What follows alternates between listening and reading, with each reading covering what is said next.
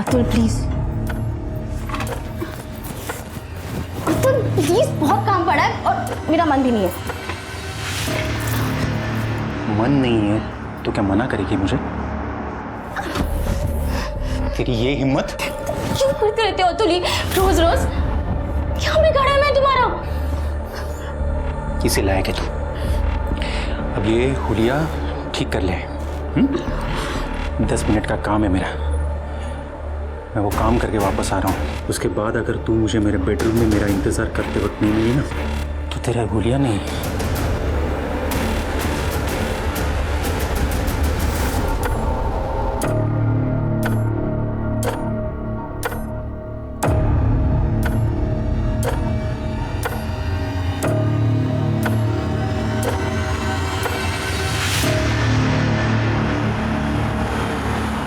पता नहीं जो भी है। दादा दादा दादा ना दादा को दादा दादा एक खा चुकी नहीं है, खा चुकी नहीं है। दोस्त के बहन के साथ गुलछर्रे उड़ाने गलती नहीं है? हाँ, दोस्त बन के ऐसे धोखा देना शर्म नहीं आती तेरे को? देख देख प्रवीण, मैं मोनिका से प्यार करता हूँ और मैं उसे कोई धोखा नहीं दे रहा हूँ। मैं मोनिका से शादी करना चाहता हूँ। इसके आगे एक भी वर्ड बोला ना तो इधर किधर जमीन में गाड़ दूंगा, समझा? औकात में रहे अपनी। कम से कम अपना स्टेटस तो देख लिया होता। अमीर लड़की दिखी नहीं, फंसाना शुरू। अब दादा नहीं, दादा नहीं। हम दोस्त है इसलिए तेरे को जिंदा छोड़ रहा, समझा? औकात नहीं भूलने का अपनी, समझा? चल चल अंदर, भूलने का नहीं। हाँ,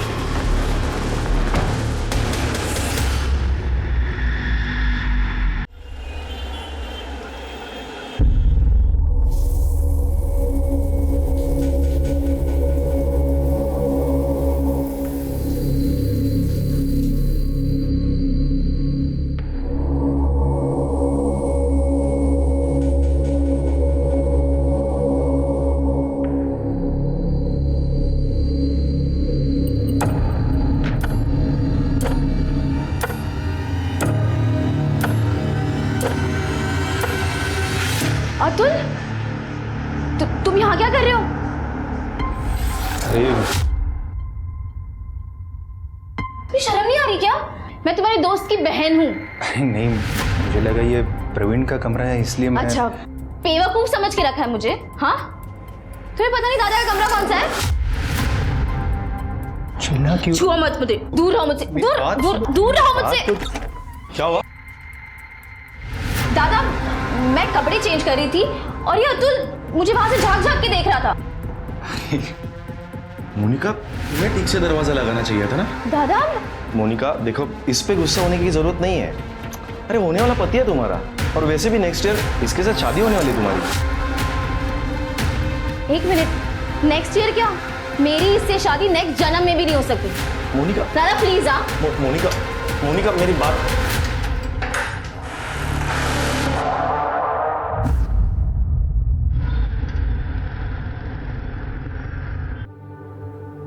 बाबा ये तो सामान जा रहे। हाँ। अरे अभिजीत, अरे घर का राशन खत्म हो गया है और लाइट का बिल भी नहीं भरा अभी तक। प्लीज थोड़े पैसे दे दो। इससे पैसे ले लो। इस महीने का सारा खर्चा मैंने इसे पहले से ही दे दिया। क्या? पैसे? वो ना एक्चुअली सारे पैसे मैंने दोस्त के साथ एक स्कीम में इन्वेस्ट कर दिए। क्या? फिर किसी वाहियात काम में पैसे बिगाड़े होंगे तूने। बाबा, आप लोगों को कुछ पता है कि ये क्या करती है, कहाँ जाती है? बस अपने दोस्तों के साथ पार्टी और मजे करने में मेरे पैसे बर्बाद करती रहती है। आपके पास कोई हिसाब है? मैं आज के बाद पैसे नहीं देने वाला। अरे लहा नहीं थी, नादानी में गलतियां होती है। तू तो पीछे आगे से लगलस, कुछ कर रही है ना वो। ऐसे में कभी फायदा कभी नुकसान होता है। तू क्या चाहता है, ये नकारी बैठी रहे? ये सिर्फ नुकसान करवा सकती है और मैं अपने मेहनत के पैसे इस तरह से बर्बाद होते हुए नहीं देख सकता। शोभा, अभिजीत सही बोल रहा है। मुझे बताओ, तुम कब तक कविता की गलतियों पर पर्दा डालते रहोगे? लगता है गांव की पुश्तैनी जमीन बेचकर ही गुजारा करना पड़ेगा अभी। जो करना है कर लो, पर आज के बाद मैं पैसे नहीं देना। अब तो घर जाने को भी डर लगता है। वही चिक चिक अनाप शनाप खर्चे, मेरी थोड़ी बहुत सैलरी भी कम पड़ जाती है। मैं कुछ मदद करूँ क्या?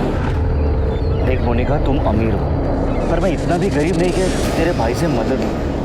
एटलीस्ट मेरी ये खुददारी प्लीज बची रहे। हाँ, लेकिन उस घर से मैं कंटाल गया हूँ। सोचता हूँ कि कहीं दूर चला जाऊँ। अभिजीत, तुम जहाँ भी जाओगे ना, मुझे साथ में लेकर जाओ प्लीज। लेट हो रहा है, हमें निकलना चाहिए ना। ठीक है, चल।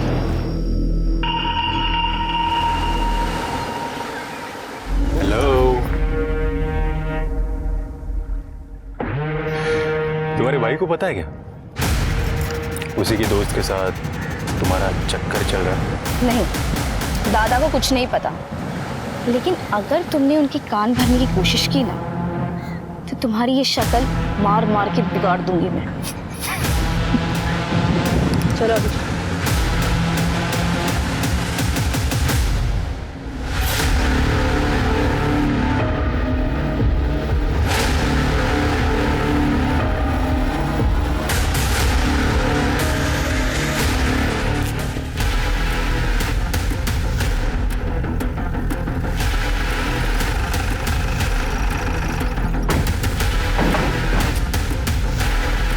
किधर है?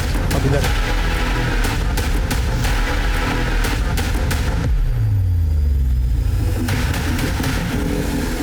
लाश पूरी तरह जल चुकी है। इस तरह तो इसकी पहचान करना मुश्किल हो जाएगा। पेट्रोल की स्मेल आ रही है। कर ले, बगा जरा।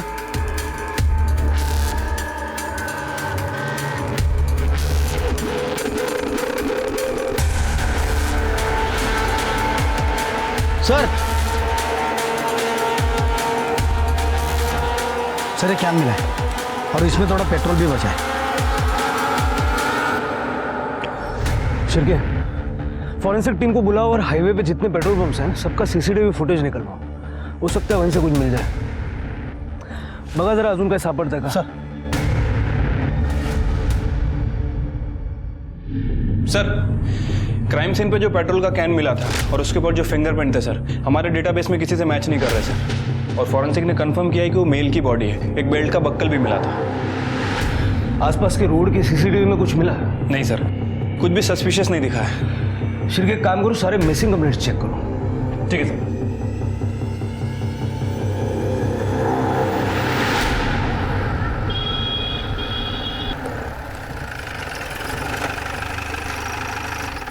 सर, जो डेड बॉडी हमें मिली थी उसकी पीएम रिपोर्ट आ गई सर। उसकी उम्र तकरीबन 25 से 30 साल के आसपास है। सर, उसकी मौत 14 जनवरी को शाम को 4 बजे से 6 बजे के बीच में हुई है और मौत की वजह इलेक्ट्रिक शॉक बताई जा रही है। मतलब पेट्रोल डाल के जलाने से पहले उसकी मौत हो चुकी थी? Right sir. उसके चेहरे पे काफ़ी फ्रैक्चर भी है सर, मतलब वो मुंह के बल गिरा। लेकिन सर, उसके स्कल पे फ्रैक्चर क्यों है? अगर वो मुंह के बल गिरा था तो उसके सर के पीछे कैसे चोट लगी? और वैसे भी उसकी लाश हमें भारती नगर में मिली, जहाँ इलेक्ट्रिक शॉक लगने जैसा कुछ नहीं है। तो इसका मतलब है कि लाश को डिस्ट्रॉय करने के लिए वहाँ ले जाया गया था। वैसे सर, इस बॉडी की एक किडनी भी गायब है। किडनी स्कैंडल भी हो सकता है। पिछले महीने हमने एक किडनी रैकेट पकड़ा था। काम करो शिव, लाश के डीएनए सैंपल लेके जितने भी मिसिंग कंप्लेंट्स हैं ना, सबके रिलेटिव्स के डीएनए सैंपल्स लेके मैच करके देखो। हो सकता है इसकी पहचान करने में आसानी हो जाए। लेकिन सर, ऐसे बहुत सारी कंप्लेंट्स हमारे पास है और ये बॉडी उसी में से किसी की है, ये पता लगाने में बहुत टाइम लग जाएगा। लेकिन डीएनए मैच हुए बिना पहचान करना भी मुश्किल होगा। हो सकता है एक और किडनी रैकेट का पर्दाफाश हो जाए। ठीक है सर।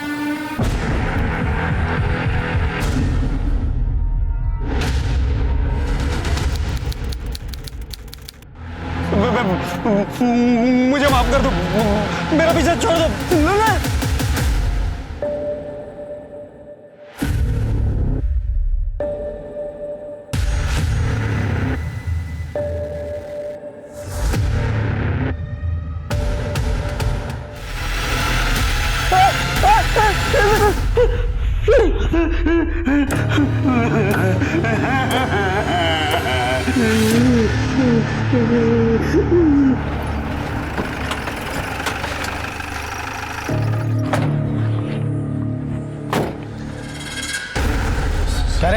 साहब वो भूत पीछे पड़ा है मेरे में।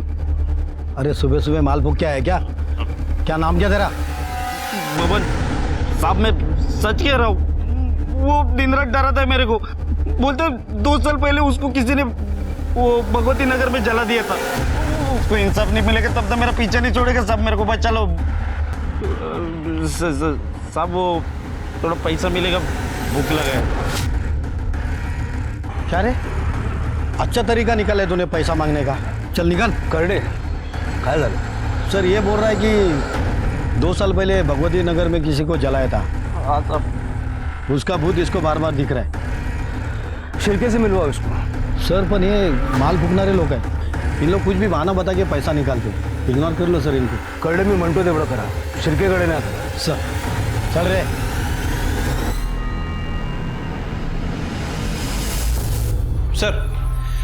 सर 2 साल पहले भगवती नगर में कोई जली हुई लाश नहीं मिली थी।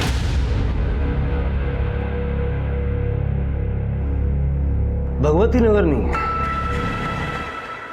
भारती नगर.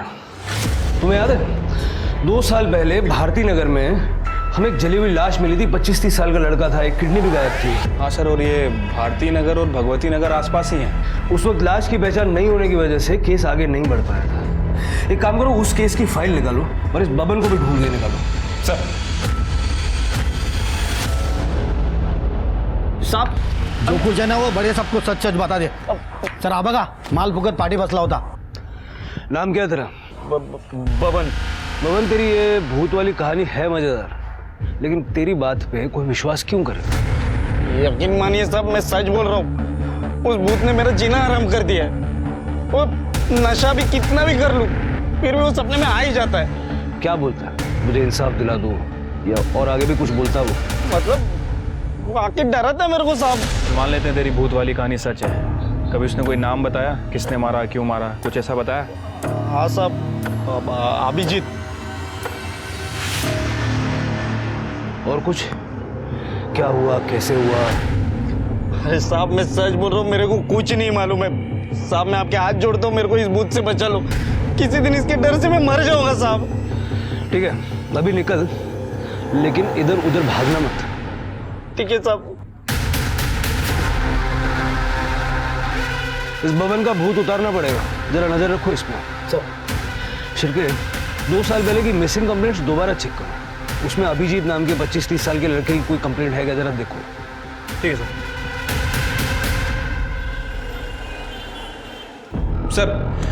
सर 2 साल पहले अभिजीत नाम के लड़कों की 4 मिसिंग कंप्लेंट दर्ज हुई थी. सर उसमें से 2 की उम्र में 10 से 15 साल है और बाकी के 2 की उम्र 40 से 60 साल. सर मुझे लग रहा है कि हम इस नशेड़ी बब्बन की बातों को कुछ ज़्यादा ही सीरियस ले रहे हैं. मतलब सर ऐसा तो केवल फिल्मों में होता है कि लाश खुद सपने में आती है और उसे किसने मारा है खुद बताती है. बात तो तुम्हारी सही है शिरके, लेकिन इस अनसॉल्व केस के लिए बबन की कहानी एक ब्लाइंड लीड की तरह है. मुझे नहीं लगता हमें चांस लेना चाहिए. एक लास्ट ट्राई करके देखते हैं. ठीक है सर, बताइए फिर क्या करना है. एक काम करो, भारती नगर में जहां हमें वो जली हुई लाश मिली थी ना, उसके 25 किलोमीटर के रेडियस में 25 से 30 साल की उम्र के अभिजीत नाम के जितने भी लोग हैं सबकी एक लिस्ट बनाओ. देखो उनमें से कोई मिसिंग है क्या. Okay sir. इतनी चक्कर क्यों डालते हैं?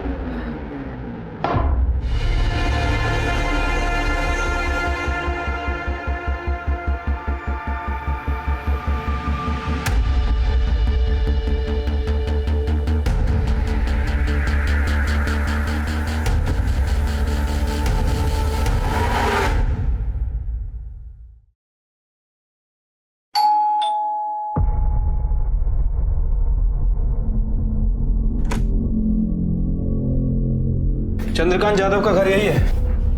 हाँ. बाबा. काय ग? पुलिस साहब आप यहाँ? घबराइए मत, हम लोग बस जनरल इंक्वायरी के लिए आए हैं. अभिजीत नाम का लड़का यहीं रहता है? रहता था साहब. अभिजीत मेरा बेटा है, लेकिन 2 साल पहले वो घर छोड़कर चला गया है. वो अभी तक नहीं लौटा है. 2 साल पहले आपका बेटा घर छोड़ के चला गया और आप लोगों ने कोई मिसिंग कंप्लेंट ही नहीं की? क्या कंप्लेंट करते साहब, वो खुद घर छोड़कर चला गया. फिर उसने एक मैसेज भी लिखा. कि वो नहीं आएगा वापस, हमारा और उसका संबंध खत्म। उसके बाद हमने उसका फोन भी ट्राई किया, लेकिन हमेशा बंद ही आया। साहब एक मिनट रुकिए।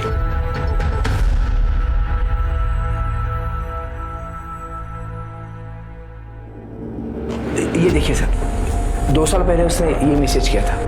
बाबा, मैं हमेशा के लिए घर छोड़कर जा रहा हूँ और दोबारा वापस लौट कर नहीं आऊँगा। हमारा रिश्ता खत्म। रिश्ता खत्म करने की कोई खास वजह? जब बच्चे बहुत कमाने लगते हैं ना, तो माँ बाप उन्हें बोझ लगने लगते हैं। वो हमारी जिम्मेदारी नहीं लेना चाहता था। लेकिन आप ये सब क्यों पूछ रहे हैं? देखिए, 2 साल पहले हमें एक बॉडी मिली थी और हमें शक है कि वो अभिजीत की ही बॉडी है। क्या? शुभा, क्या बोलते हैं? रो मत। हो सकता है वो हमारा अभिजीत नहीं होगा।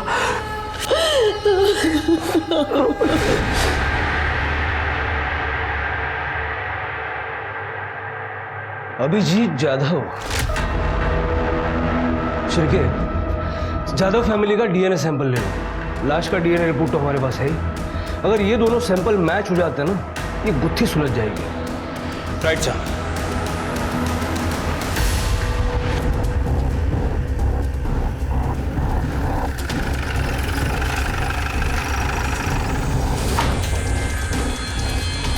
कहाँ जा रहे हैं आप लोग? साहब, वो जब से पता चला है कि अभिजीत का शायद खून हो गया है, तब से उसकी माँ की तबीयत बहुत ख़राब है। उसको डॉक्टर के पास ले जा रहा हूँ। ठीक है, लेके जाइए इन्हें। जी। लेकिन उसके बाद आपको हमारे साथ चलना होगा। आपके साथ? क्यों साहब? डीएनए टेस्ट के लिए। डीएनए टेस्ट के लिए?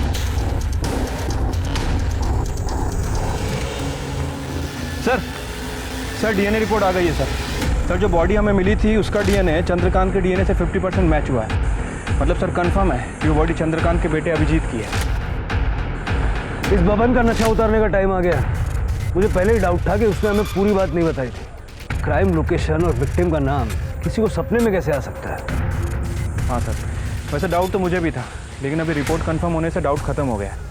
फिर क्या हो ना हो, मुझे लगता है बबन ने ये पूरी घटना अपनी आंखों से देखी है। अभिजीत के घर वालों से पूछताछ करो और बाद में इस बबन को भी उठाओ। ठीक है सर। साहब, हमारी तो पूरी उम्मीद ही खत्म हो गई। अब तक तो ऐसा लगता था कि अभिजीत कभी ना कभी तो घर आ जाएगा। मैं तो उसका 2 साल से इंतजार करता रहा, अभी भी करता था साहब, लेकिन दुर्भाग्य से वो नहीं आया। उसकी मौत की खबर आ गई साहब। हमने ऐसा क्या गुनाह किया था साहब कि भगवान ने ऐसी सजा दी कि हम अपने बेटे का अंतिम संस्कार भी नहीं कर पाए साहब।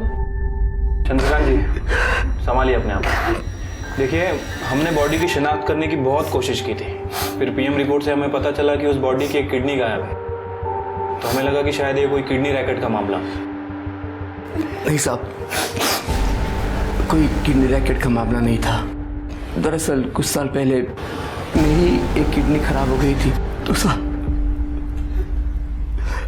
अभिजीत ने उसकी किडनी मुझे देकर मेरी जान बचाई थी साहब। अभिजीत की किसी के साथ कोई दुश्मनी, कोई लड़ाई, कोई झगड़ा? हमारा बेटा तो बहुत अच्छा लड़का था। खूब कुड़ी होता तो उसकी किसी के साथ क्या दुश्मनी हो सकती है? चल बैठ नीचे। बबन, तुझे जो जो पता है सब कुछ बता दे, वरना जो तरीका हम अपनाएंगे ना, तेरे पीछे जो भूत पड़ा हुआ है ना, वो भी डर जाएगा। हाँ, मैं सच बता रहा हूँ, मेरे को जितना मालूम था मैंने सब बता दिया। जब ये कुछ बताने के लिए तैयार हो जाना, तब इसको मेरे सामने लाना। तब तक इसकी खातिरदारी करो। सब नहीं सब नहीं, मैं बताता हूँ, सब बताता हूँ साहब। ये वो 2 साल पहले की बात है। मैंने 2 जन को एक लाश को जलाते हुए देख लिया साहब। मैंने झाड़ियों में छुपकर सब कुछ देख लिया था। वो लोग जाते जाते एक दूसरे से बात कर रहे थे कि आज के बाद अभिजीत के बारे में कोई भी कुछ भी बात नहीं करेगा। बाद में वो लोग कार में बैठ के चले गए साहब। शक्ल देखी थी उनकी? गाड़ी कौन सी थी, कुछ याद है? नहीं साहब, चेहरे तो उनके ढके हुए थे, और वो गाड़ी बिड़ी का मेरे को कुछ नहीं समझता है। 2 साल बाद तुझे पुलिस के पास आने की क्या सूझी? पहले क्यों नहीं बताया? और ये अभिजीत की लाश सपने में आकर डराती है, बताती है, ये सब नाटक करने की क्या जरूरत थी? वो ऐसा हुआ कि वो लोग जाने के बाद उस दिन मैंने नज़दीक जाके देखा था साहब। वो डरावनी लाश देख के मेरी तो बत्ती गुल हो गई थी साहब। उसके बाद से वो लाश रोज मेरे सपने में आने लगी।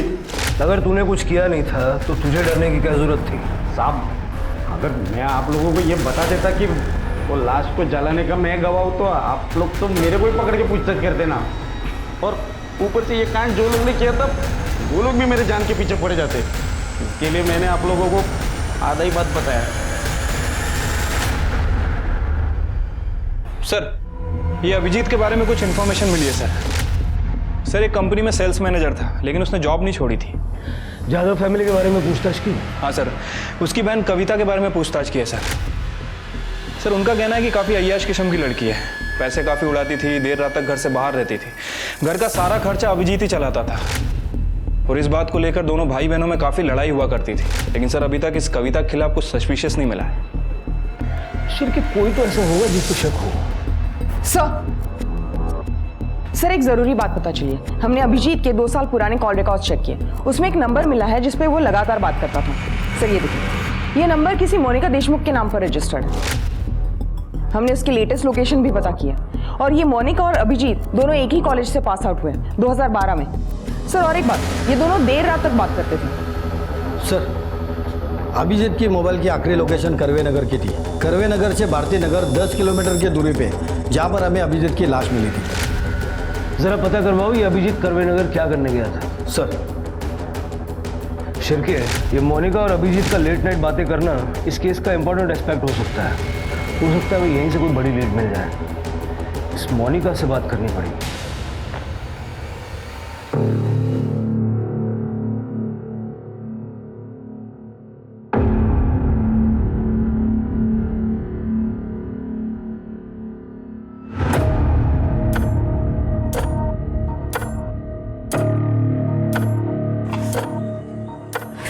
अतुल प्लीज, अतुल प्लीज, बहुत काम पड़ा है और मेरा मन भी नहीं है। मन नहीं है तो क्या मना करेगी मुझे? तेरी ये हिम्मत? क्यों करते रहते हो अतुल रोज रोज? क्या बिगाड़ा है मैं तुम्हारा? किसे लायक है तू? अब ये हुलिया ठीक कर ले। 10 मिनट का काम है मेरा, मैं वो काम करके वापस आ रहा हूँ। उसके बाद अगर तू मुझे मेरे बेडरूम में मेरा इंतज़ार करते वक्त नहीं मिली ना, तो तेरा हुलिया नहीं।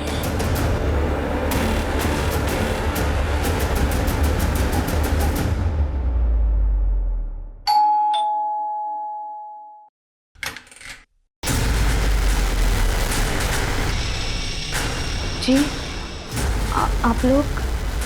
मोनिका? जी, कहिए।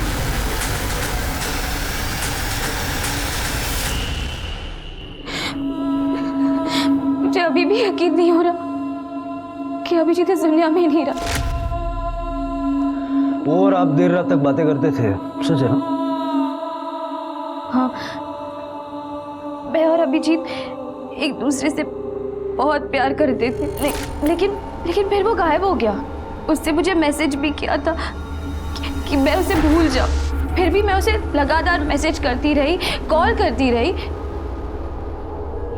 लेकिन उसका फोन बंद था। अच्छा, अभिजीत की किसी के साथ कोई दुश्मनी थी, कोई लड़ाई झगड़ा? देखिए, हमसे कुछ छुपाने का फायदा नहीं है। जो भी है साफ साफ बताइए।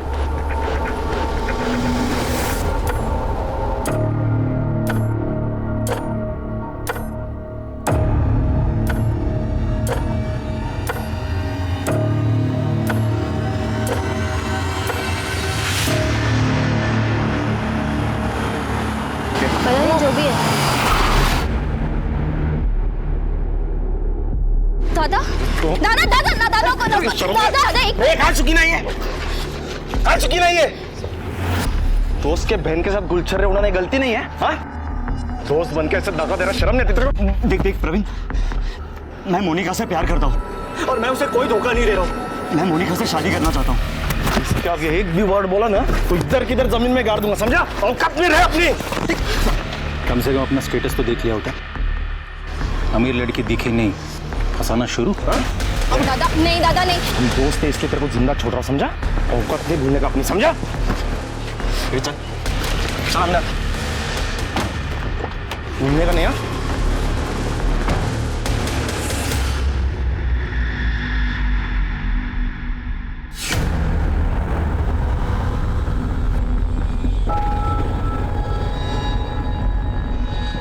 मोनिका तुम यहाँ, और ये सामान? मैंने अपना घर छोड़ दिया है। पर इससे तो प्रवीण और भी नाराज हो जाएगा। अब चाहे जो भी हो जाए अभिजीत, मैं यही रहूंगी। और तुमने मुझसे शादी का प्रॉमिस किया था, उसका क्या हुआ? हाँ मोनिका। देखो देखो अभिजीत, मोनिका, अगर तुम दोनों शादी करना चाहते हो तो कर सकते हो, हमें कोई एतराज नहीं है। कौन अगर? मोनिका, मोनिका, मोनिका तुझे अपने घर की इज्जत का जरा भी ख्याल नहीं। चल मेरे साथ। दादा चल मेरे साथ, चल मेरे साथ। मोनिका, मोनिका, मैं इसे अभी नस काट लूंगी। मोनिका रख दो उसे। मोनिका बात सुन मेरी, फेंक दे हो जा। रख दे बेटा। खरस दादा, हाँ। मैं बता नहीं सकती मैं कितनी खुश हूँ। उसके बाद सब ठीक हो गया था। प्रवीण दादा को भी अभिजीत से कोई प्रॉब्लम नहीं थी। वो हमारी शादी भी कराने वाले थे, पर फिर अभिजीत कहीं चला गया। लेकिन मैंने सपने में भी नहीं सोचा था कि उसका कोई खून कर देगा।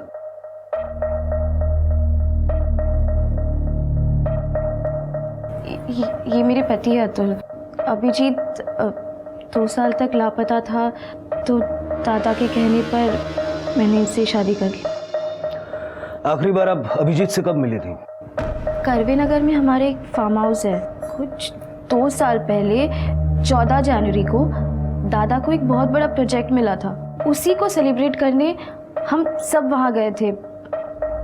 मैं, दादा, अभिजीत, अतुल, हम टेरेस पर पार्टी कर रहे थे और इन लोगों ने दोपहर को ही पीना शुरू कर दिया था। अभिजीत, मुझे ना बहुत अर्जेंट काम आ गया, मुझे निकलना पड़ेगा। हाँ, अभी तो पार्टी स्टार्ट हुई है। बहुत इम्पोर्टेंट है। So sorry. इसलिए करीबन 4:30-5 बजे तक मैं घर निकल आई थी।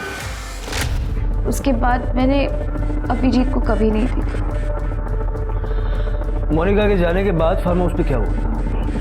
सर हम लोग तो बस सेलिब्रेट करके निकलने वाले थे, पर सर अभिजीत ने बहुत पी रखी थी। हम लोग ने बोला उसे कि बहुत हो गया, निकलते अब। तो सर उसे और पीनी थी, तो वो वहीं रुका रहा, पर हम लोग सब निकल आए सर एक करवे नगर के फार्म हाउस पे जहां अभिजीत की बॉडी मिली थी, उसे लास्ट बार वहीं पे देखा गया था। और सर उसके फ़ोन रिकॉर्ड के हिसाब से उसकी लास्ट लोकेशन भी फार्म हाउस की थी। मतलब सर इस फार्म हाउस पे कुछ गड़बड़ हुई है। हाँ सर, वैसे भी प्रवीण और अभिजीत के फाइनेंशियल स्टेटस में जो बहुत बड़ा गैप है, उसे हम नज़रअंदाज नहीं कर सकते। सर और एक बात नोटिस करने वाली है। अभिजीत के फ़ोन से उसके परिवार को और मोनिका को जो मैसेजेस किए थे 14 जनवरी को, वो करीब 8 बजे के थे।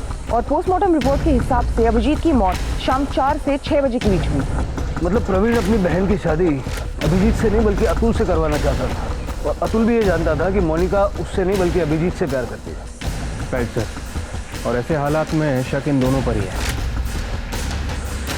मतलब गड़बड़ फार्म हाउस पे ही हुई है। चलो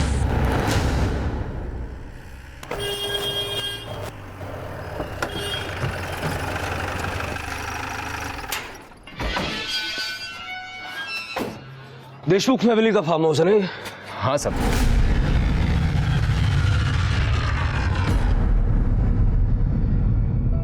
दो साल पहले 14 जनवरी को यहाँ क्या हुआ था? 2 साल पहले की बात किसको याद रहेगी साहब? पार्टी हुई थी यहाँ, तुझे याद नहीं है? हाँ वो याद है ना सब। वो पूरा हफ्ता मैं छुट्टी पर था। 2 साल पहले क्या हुआ था वो याद नहीं है, छुट्टी पे था ये याद है। हाँ सब, वो मेरी बेटी की शादी थी ना तभी। प्रवीण लास्ट टाइम कब आए थे? वही 2 साल पहले साहब। वो आए और बोले फार्म हाउस बंद कर दो। उसके बाद से तो कोई नहीं आया साहब। हाँ, पर मुझे मेरी चौकीदारी की पगार मिल जाती है सर। तलाशी लेनी है हमें यहाँ की। हाँ साहब, लीजिए ना। बघा सगळीकडे।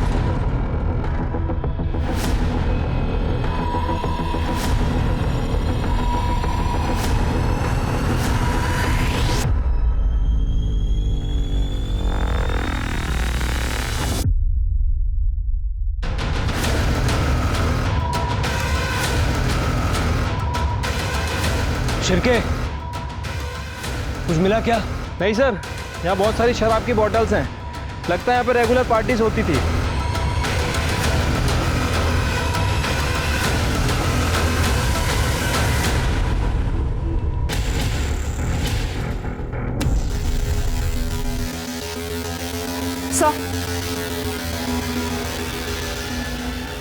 सर ये आईडी कार्ड मिला है इस पर्स में। अभिजीत जाधव।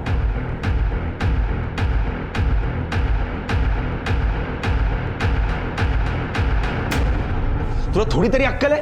पुलिस को सारी कहानी बतानी क्या जरूरत थी? दादा, अगर मुझ में थोड़ी भी अक्ल होती ना तो मैं ये नहीं समझती कि अभिजीत मुझे छोड़कर भाग गया। लेकिन उसके साथ जो हुआ वो कितना बुरा हुआ। अरे जो हुआ उसका मुझे भी दुख है, लेकिन अब क्या करूं? दादा, हमें अभिजीत को इंसाफ दिलाने के लिए पुलिस की मदद करनी चाहिए। लेकिन आपको इतना गुस्सा क्यों आ रहा है? मूर्खासारखं काहीतरी बोलू नको। अगर न्यूज में अपना नाम उछाला गया तो किसके बिजनेस पर असर होगा? मेरे ना। समझ रही है बात को? सर, इस करवे नगर के फार्म हाउस में कुछ ना कुछ तो जरूर हुआ है। मैं भी वही सोच रहा था। शिरके, 2 साल पहले जब अभिजीत की लाश हमें मिली थी उस वक्त वहाँ एक पेट्रोल का कैन भी मिला था। उस पर जो फिंगरप्रिंट्स थे वो हमारे रिकॉर्ड में होंगे, लेकिन उस वक्त इस केस के लिए कोई सस्पेक्ट नहीं था। एक काम करो, 2 साल पहले 14 जनवरी को उस फार्म हाउस पे जितने भी लोग मौजूद थे उन सबके फिंगरप्रिंट्स लो और उनका लोकेशन निकालो। Right sir.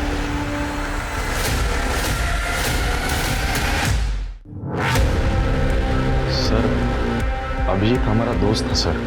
उस दिन से उसका गायब होना, फिर उसकी मौत की खबर सुनकर हम भी बड़े दुखी है सर। सर, उस दिन फार्म हाउस से हम लोग निकल गए थे, वो अकेला ही था। कौन कहाँ था ये तो जल्दी पता चल जाएगा। सर, हम लोग सच कह रहे हैं सर, हम लोग फार्म हाउस से निकल गए थे। हमने तो सब बता दिया, फिर भी आप बार बार हमें क्यों परेशान कर रहे हैं सर? देखो, अगर तुम लोग इनोसेंट हो तो डरने की कोई जरूरत नहीं। सच तो जल्दी सामने आएगा ही।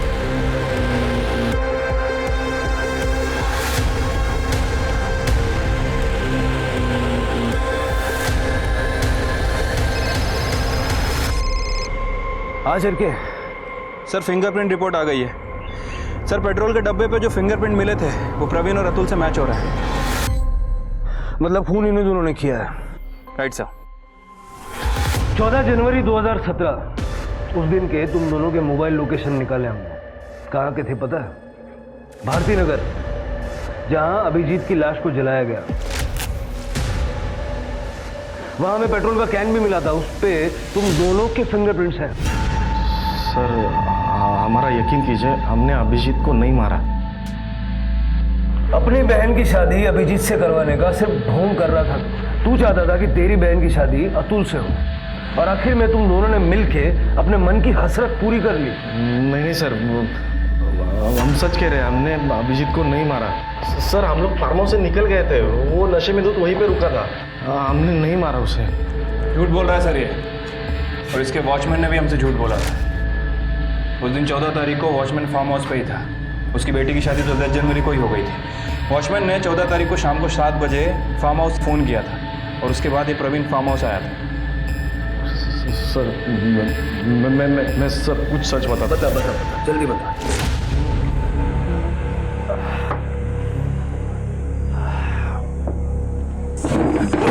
अबे आराम से गिरा देगा सब कुछ यार। तू क्या कर रहा है यार? जो चढ़ गए आराम से।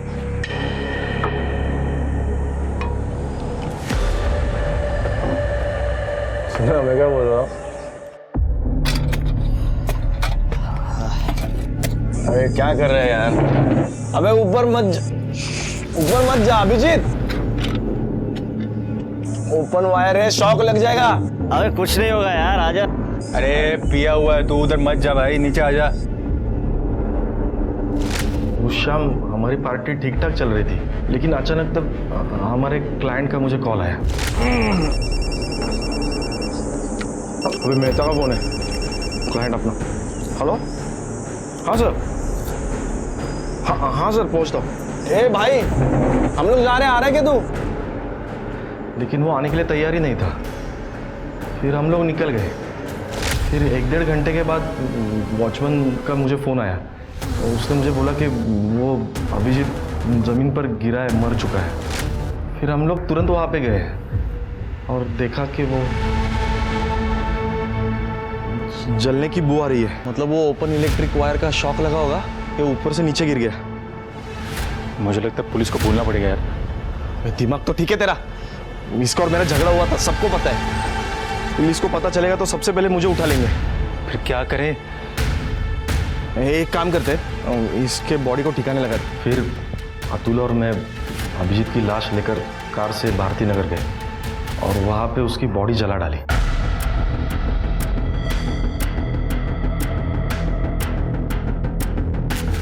और फिर बाद में राजाराम वॉचमैन को पैसे देके उसको चुप करवाया। इसका मतलब है कि 8 बजे के आसपास अभिजीत के फादर और मोनिका को जो मैसेज गए थे, वो भी अभिजीत के फोन से, वो तुमने ही किए थे। अब जल्दी जल्दी बता दे कि अभिजीत का फोन कहाँ है। अभिजीत का फोन सर? हमने अभिजीत का फोन नहीं देखा सर। सच कह रहे सर। तुम दोनों की बातों में सच्चाई कितनी है ये जल्दी पता लग जाएगा।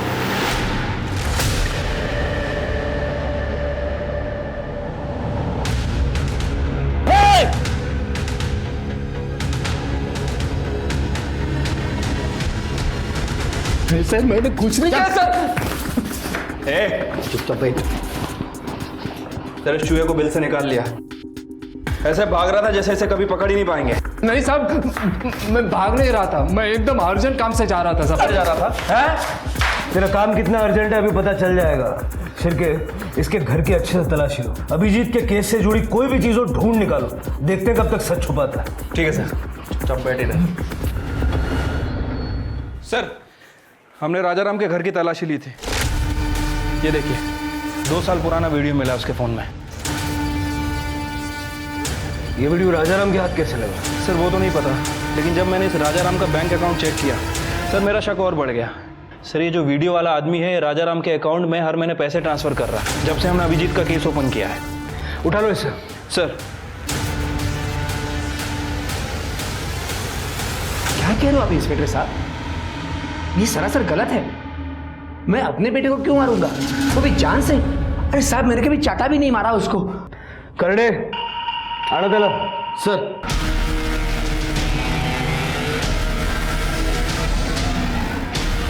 राजाराम, इस राजाराम के अकाउंट में गलती से पैसे चले गए। छिलके दाखो जरा। ये देखो,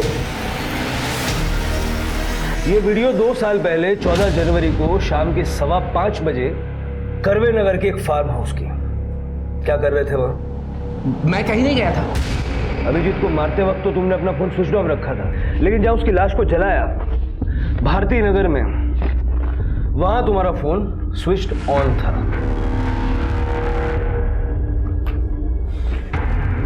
और एक और बात जो तुम हमें बताना भूल गए, लेकिन हमने पता लगा लिया।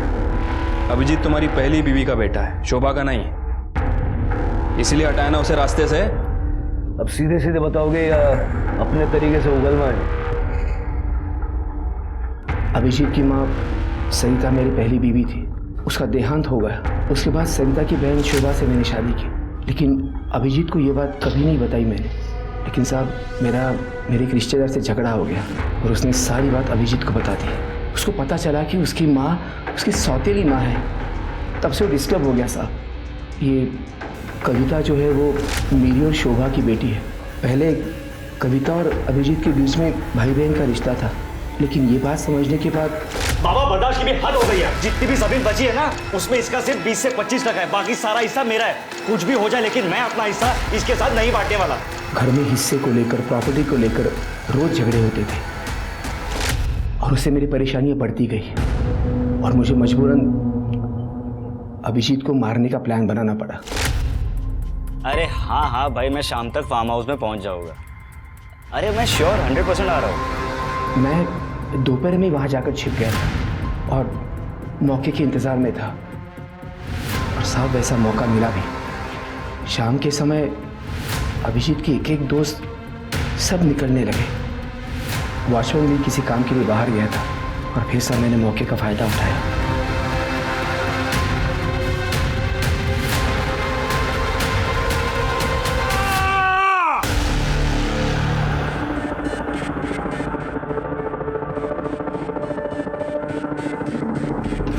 मैं तुमको ना ये पूरा रख लो, लेकिन किसी को बोलना नहीं है। मैंने अभिजीत की जेब से उसका फ़ोन निकाला और वही पास में छिप गया। वहाँ पर अभिजीत के 2 दोस्त हैं। एक काम करते हैं, इसके बॉडी को ठिकाने लगाते हैं। उन्होंने उसकी लाश को गाड़ी में रखा। मैंने स्कूटी से उन दोनों की गाड़ी का पीछा किया और फिर मुझे तसल्ली हो गई कि मेरा प्रॉब्लम हमेशा के लिए सॉल्व हो गया। रात को मैंने अभिजीत के मोबाइल से खुद को और मोनिका को मैसेजेस किए। पिछले 2 साल से मैं राजाराम को पैसे दे रहा था। जिस बेटे ने अपनी किडनी तुम्हें देके तुम्हारी जान बचाई, तुमने उसी की जान ले ली।